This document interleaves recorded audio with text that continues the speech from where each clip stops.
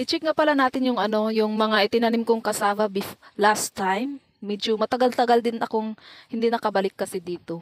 Ayan, nabuhay naman. Ayan. Yan yung tinanim.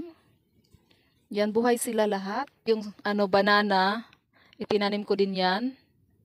O, buhay din siya. Din, buhay. O, ayan. Di ba ang saya pag nakita mo yung mga tanim mo na nabuhay sila? Ayan, oh. Yan. Wala, malalaki na. So, ayan, oh. Hanggang doon yan sa baba. Doon. Ayan.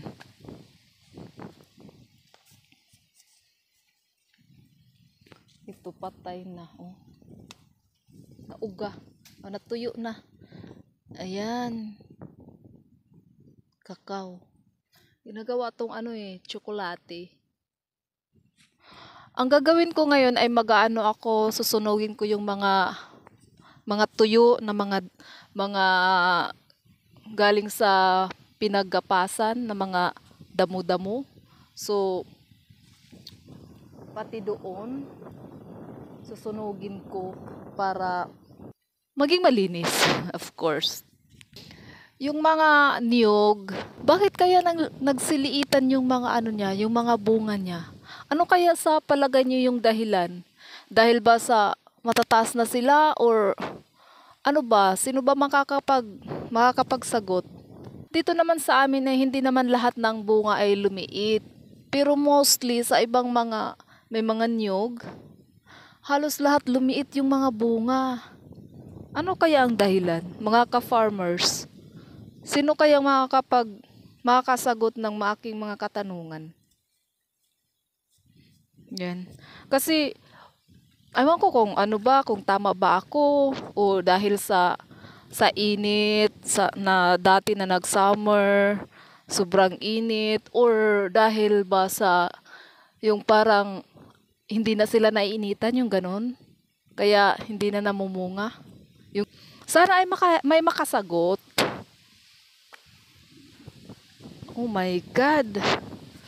Ito nga pala yung itinanim ng sister ko last time. Ay, naano siya. Na natumba. Ayan, oh. Ano ba yan? So, kailangan ko yan siyang itayo.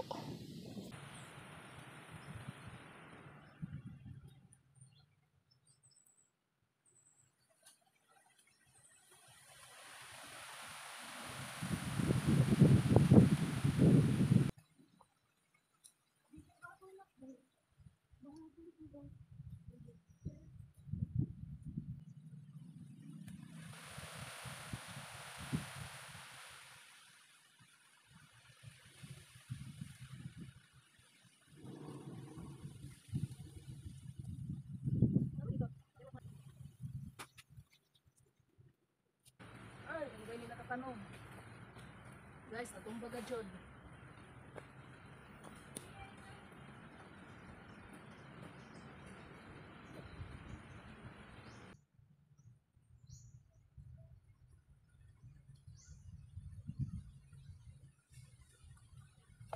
Yung bagyo may kalitis, tanong. Kini. Ay, lagi. Ah, di lagi pas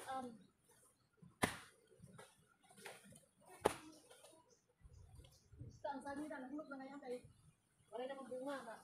Ubra na. Kaon siguro ng mga tamsi. Di ba madito dito kinakabuo? Ang hindi yan. Di ba dito dito? Wala ko mga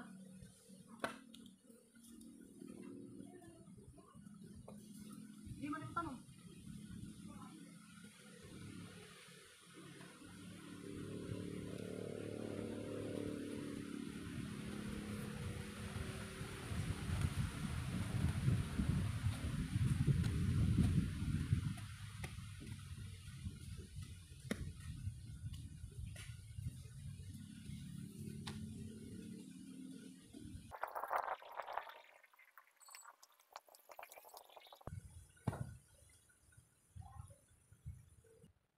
Yan. Yung mga tapanin ko. Tatanim ko to kamote. Yan. Para walang magkaroon kami ng ano. Ito kasi buhay na kasi oh. Tatanim ko. Tsaka mayroon mga seeds. Meron